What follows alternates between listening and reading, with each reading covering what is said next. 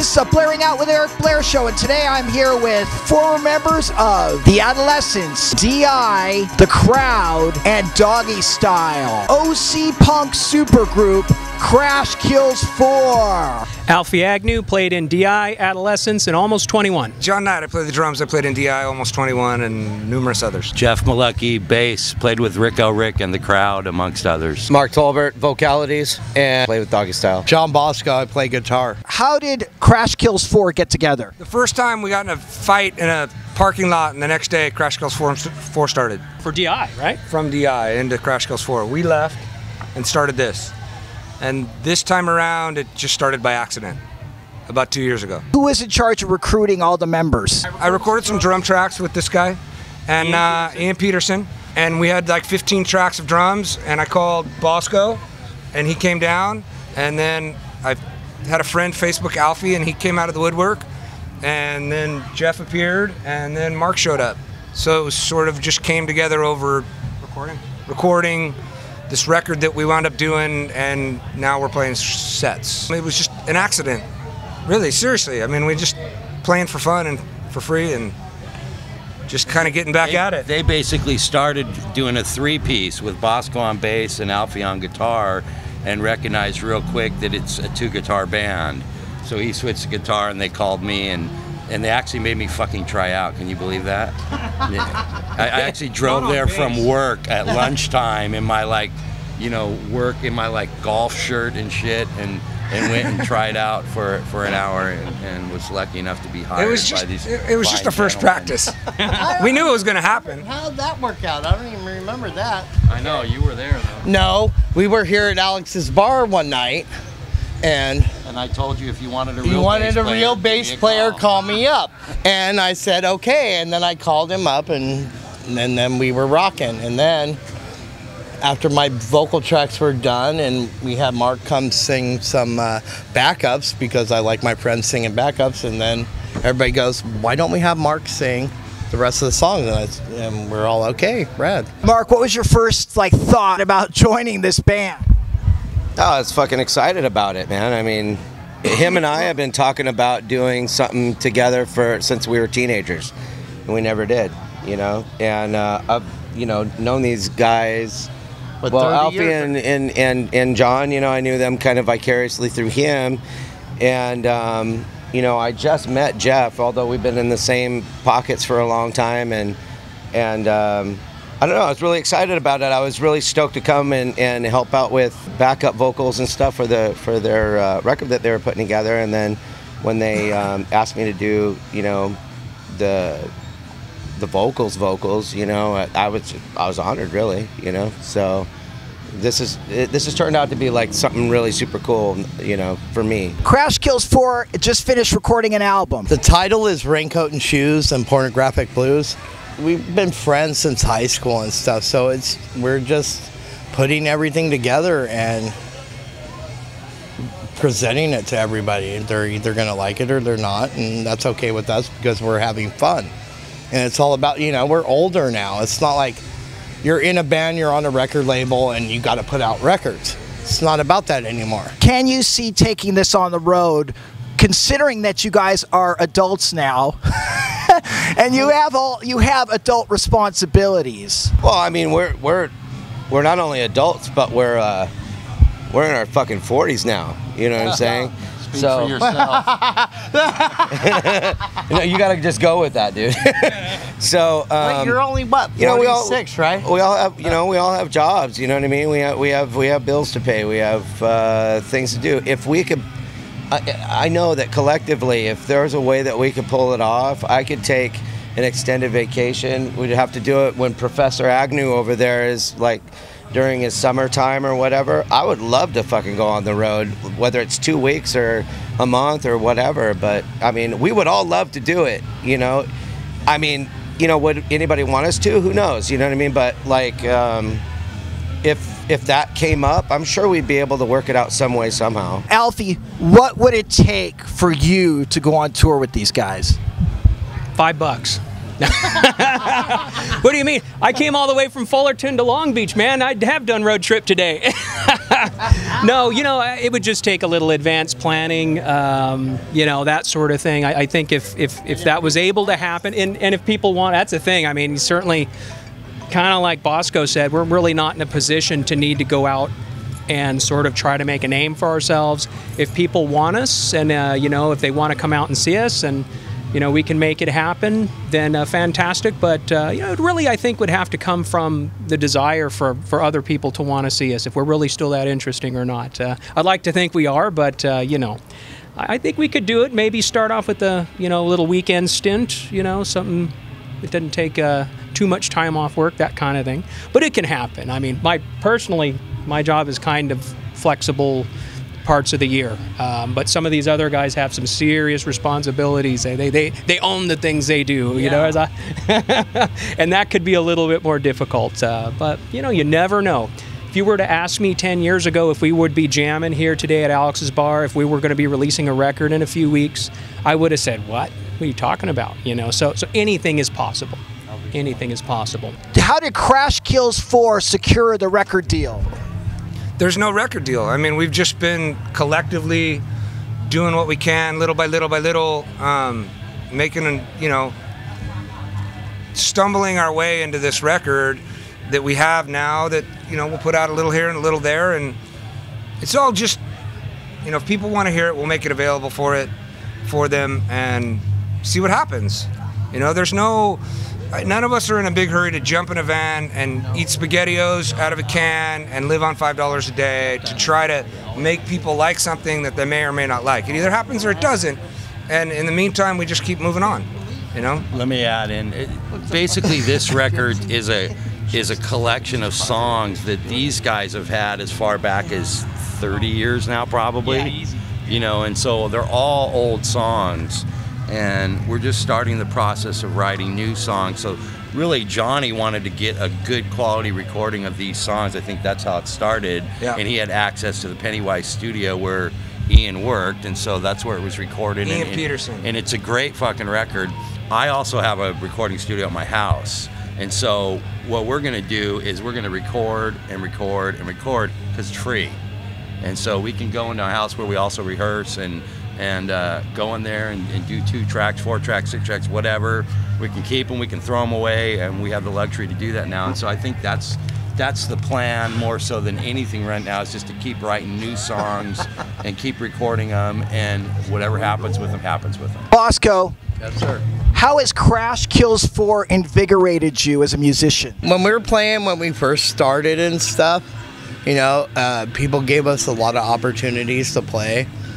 Face to Face took us on tour. We got to play a lot of big radio shows and stuff. And then, for some odd reason, people didn't want to put our record out or do anything with us. And then we just now, like 20 years later, we're doing it ourselves. And so you're either going to like it or you're not. And it doesn't matter to us because we're having fun doing it. And that's what it's all about, because if you're not having fun, why are you doing anything you're doing? Do you guys all have your own burned CDs of the album that you can listen to in your car? Yeah. How many rotations is that getting on a daily basis from each one of you? I'll start off with you, Bosco. I listen to it every morning. I get picky about it, but the overall sound about it is awesome. It's like it sounds awesome. It sounds better than anything we've ever done.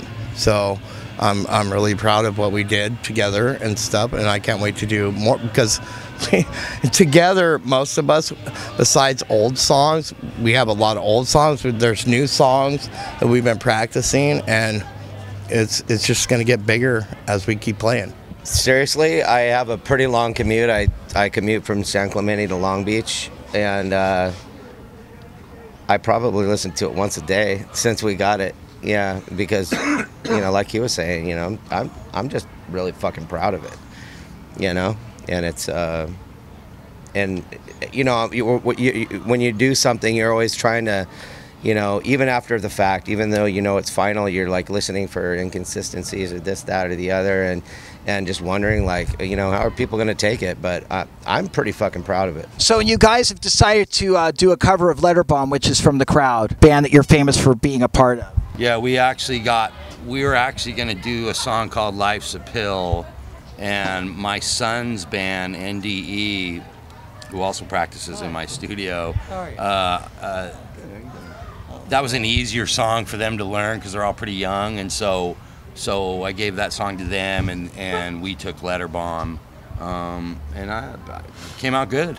I mean, so far so good, and I think the mix is good, and we put our own little flavor to it, and it's got a bunch of octaves and some big backups and shit, and hopefully people like it. How often are you spinning the CD? Oh gosh, I'm spinning it certainly once a day, and typically in my car, like Mark there. So if I'm in the car driving somewhere, it's in there spinning, listening to it, loving it. I actually really like it because, you know, nowadays the technology is such that we can get such a big, powerful sound, you know, and we did. I would say it's more powerful than any of the classic stuff, you know, from any of the other bands. I mean, those are classic recordings with DI and Adolescents, etc., no doubt about it. But, you know, what we can do now, you know, I think if you put this new record next to the old record and you know, everything else aside, just going from a production point of view, from a sound point of view, I think it blows it away, to be honest. I'm really proud of it. What are fans saying to you guys? They really like it, and great set. Seems to get good response. Yeah, they seem to be singing, you know, to the songs. I get, you know, some of the songs that have been around, as Jeff said, you know, the songs in our current set and on the record actually go back all the way to a band that 82, you know, Bosco, John Knight, and I, almost 21, were writing, you know, a freshman, sophomore in high school in his basement. And, you know, so one neat thing about this album, too, that people might be interested in is you know, this goes down to those early days, you know, when you know, the Adolescents were doing their thing and we were sort of the next wave coming up, and we were really, you know, we really followed a lot of that groove. So a lot of these songs are real classic. We didn't write them 10 months ago. Not that we haven't written songs 10 months ago, but, you know, we still know how to do it. But I think one nice thing about this album is people are going to get a taste of what it was like, classic OC in the early 80s. Let's talk about Rikk Agnew. Recently, your brother appeared on the cover of OC Weekly. Long time coming. Right. Tell me how satisfying that is for you.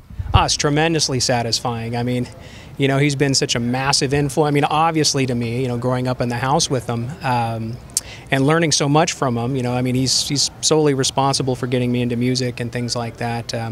And, you know, I think you'll see his influence in a lot of our stuff and in a lot of other people's stuff. But you know, seeing him get the cover of OC Weekly is just fantastic, because he's always been well known. You know, but he's never maybe got some of that kind of front cover recognition, you know, the nice interview. Yeah, and so it's just awesome. I'm so stoked for him. I want each one of you guys to tell me a story, a crazy story about an experience you had with Rikk. Oh boy, there's quite a few. There's quite a few. The Ice Cube story. Tell him the Ice Cube story. Which one's that? You know, he's the historian. We were going to Phoenix in a little tiny. That's a great one. Darn it. We were going to Phoenix, and there was this girl that was dressed up like a Martian, and Rikk was following her around, and she was following him around, and you know, night went on, blah blah blah, and the next morning, he comes out, and yeah, creepy set at the church. Yeah, that was creepy, huh? So we come out the next morning and we're like, "Hey, Rikk, did you get with that girl?" And he was like, "Oh no, man, no." But he was green, covered green, straight lying to us all, green, just all covered, and she wasn't anymore. These guys are all from Fullerton, and I'm actually from Huntington and a bit older than these guys. And so before I knew any of them, Rikk Agnew actually played drums in a band called the Slashers, which was from Huntington in 78-ish, 79. So I never knew, I didn't even know that there was a guy named Alfie till many years later, because then when Rikk and Frank did the Adolescents initially, we were all in bands at that same time. And so we knew Rikk in Huntington. The scenes were very small then, because he was in the Slashers, which played right around the corner from where I lived, so when the Adolescents popped up, it was a big deal to us, and we knew him, and again, there were so few people at that time. So Rikk goes way back, not only in his hometown, but in my hometown as well. So. It goes back to like you know, DI and Doggy Style shows. You know, when I was playing in Doggy Style, and you know, Rikk and I just had some really funny, like kind of like backstage banter. You know, and it came from like his grievances with Casey. I remember having a funny conversation with him about Casey, about how pissed off he was at Casey for these creative kind of issues that they were having with each other. It was almost like, you know, like a brother, you know, talking shit about another brother, you know what I mean? And I don't know, you know, no real interesting details, but Rikk and I just always had a good camaraderie with each other, you know, just by playing shows with each other, and I obviously I was always kind of in awe of him too, you know, because just of who he is and what he's contributed to our to our scene musically. I mean, he's the reason really why I feel like it's okay for us, for me, to layer vocals in a punk rock song, you know what I mean? Because he did that on guitar and made it okay in the OC scene, you know, to play melodies, you know what I mean? Where that's kind of like a staple of our sound, you know, in Orange County, going into LA really, you know, as well. So I don't know, we have a lot to thank him for. Bosco? I believe in Santa Claus. He used to wear this shirt. Everybody says, what's your 5 words about Rikk Agnew? And I always say, I believe in Santa Claus. He used to wear this shirt, I don't know, like for years or whatever. Always when we played, I believe in Santa Claus. And there's pictures of us and whatever. And it just goes to the fact of Rikk just being Rikk. It's hard to explain Rikk sometimes because he's SOR, you know. He's got a lot of nicknames and whatever. I don't know. I don't have your smokes, but he's I was just talking to my mom the other day because, you know, he's on the cover and stuff, and my mom's all, I remember he used to ride a beach cruiser and stuff and come up, and we used to bomb this hill from Gillespie's house. I'd be on the handlebars and Rick's just fucking, let's go, and we go to the farm and stuff to come hang out with you guys, and then we go practice at John Knight's house and stuff. And because before I used to like just roadie for DI and stuff, and Alfie started playing bass and whatever, and God, there's so many. I gotta have so many stories of Rikk. It's just like, I don't know. We hung out a lot for until he stopped playing in DI, and you know, I got kind of bummed about that because, you know, he's like a major contributor. There's a whole fucking album that we used to have that didn't get recorded. So, you know, I don't know. Rick's awesome. I love him. He's like my brother from another mother. When I knew he was a musical genius is when we recorded, you know, that incarnation of DI. The first song we recorded was Johnny's Got a Problem for a Flipside compilation. And we went into the Casbah and we knocked it out in a few hours one night, and you know, Johnny's Got a Problem where it goes static on the Brigade, and he did this vocal work on a microphone that I'd never seen anybody do, to like make a harmony fade out. That seems like it would be some sort of, you know, fader genius. But he just did it all and made it all fit together and work, and Chaz really just had to put it up and was like, it's great, you know? It was impromptu as well. Yeah, it was. It was just like, I got this thing I want to do real quick, and, you know, all 4 of us were singing, you, me, Casey, and Rikk, and he was doing this static on the brain, fade in, out thing, harmony, and it was just like, oh, wow. The ending of the song's awesome too because he was harmonizing with Casey. And it's always, you know, he's just always got something genius that you never know what you're gonna get, and it's, you know, still to that day. And I saw that shot of him on Flipside the other day on the OC Weekly, sorry, and he looked great, and I was like, it's about time. Rikk Agnew today, happy man or sad man? Happy man for I would say the first time in a long time. Yeah, which is, just beautiful. I'm not sure. I wasn't sure I would ever really see that. I thought maybe he might leave us without realizing that. But happy man for sure. What do you think brought Rikk around? Medical trouble. A long, interesting life, but probably, he went through some really hard times with his health. And I think that has a tendency to sort of wake people up, and I think it did with him. He also met a wonderful girl in Jaton Damone. I think sort of those things coming together at the same time was just perfect. Yeah, I think that did it. How elated are you about Rick's new life? Oh, absolutely elated. Absolutely love Rikk. We had a fantastic, both me, Frank, and Rikk. We're the three musketeers growing up, ever since, before any of the punk rock thing, Rikk would get out TV trays and play keyboards on it because he was into keyboards when he was young. Frank would play a guitar and I would get sticks and beat on the couch and, to a Kiss record, right? So, man, that's a funny story. That's what we did a lot of times when our parents left and we cranked the stereo. And we would, do, I guess, air instruments. And so before we knew how to do it, that's what we would do. And, another thing that's fantastic about Rikk as a brother and why we're so close and why it's so important to me to see how wonderful things have ended up is, he wasn't the kind of older brother where the little brother was, get out of here, get away from us. I mean, he was like, hey, everyone, this is my little brother. Hey, play something for these guys, Alfie, and things like that. I mean, he's bringing me around. If I was too young to get in clubs, he or Frank would sneak me through the back door, get to know the bouncers. So, he and Frank both, but since we're talking about Rikk, just absolutely fantastic brothers, and so that's why we're so close. Tell me about the new music that you've heard from Rikk Agnew.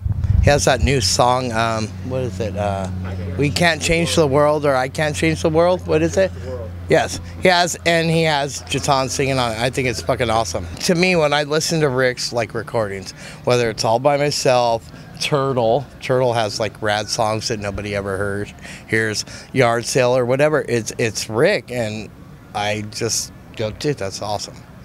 It's the new song. Supposedly, this new song, it's really good, and people should listen to it and stuff because it has a lot of positive meaning to it. If Rikk wanted to join Crash Kills 4 and you had to call it Crash Kills 6, Crash Kills 1. How would you guys feel about that? I would just take my guitar off me and say, here you go, buddy. What if he wanted you he wanted this formation? We could do it. Once. Yeah, actually. We already did that once. Oh, did we? Yeah, it was called Almost 21, and then it became DI. Oh, that's right. That's exactly how that happened. But actually, I played a couple gigs with the Detours, I guess in the last year or two, and we actually did it with 3 guitars. So we had Sean Elliott, myself, and Rikk all on guitars, and between Rikk and Sean, those guys are brain boxes, actually made it work. Made it, and it sounded great. We played a couple great shows, one real good one at the Observatory, and it was absolutely fantastic playing alongside my brother for the first time in 20 plus years. That was awesome. We both had a just great time. It's kind of like the Iron Maiden thing. Yeah. The three. Oh yeah, absolutely. In fact, we're playing OC Life or something, and we kind of guitars look at each other, go like that, and okay, I'm going to do the lead this time or whatever. So it's almost like a jazz improv. You know what I mean? Rikk will entertain at any time. Oh yeah, he is improv. You know what I mean? Yeah. He'll be like, you do this, and you do this, and it will work. Recently, I was at the Doll Hut. Rick's band was playing, and he goes, my throat's a little thrashed. Come sing these songs with me. And of course, I fucking, Creatures, No Way, they're Adolescent songs. We know, when we were kids and stuff, we knew everybody's songs. So in case somebody never showed up, they would ask us to come play. So, that's how it used to roll back then, oh, somebody's too fucked up or somebody is, can't play or can't show up.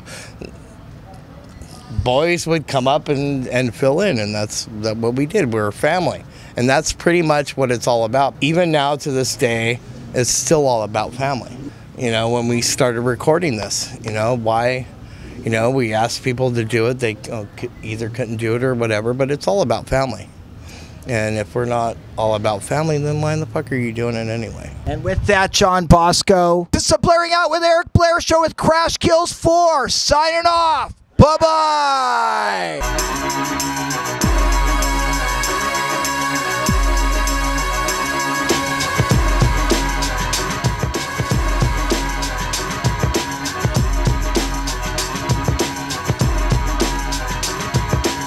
The Blairing Out show.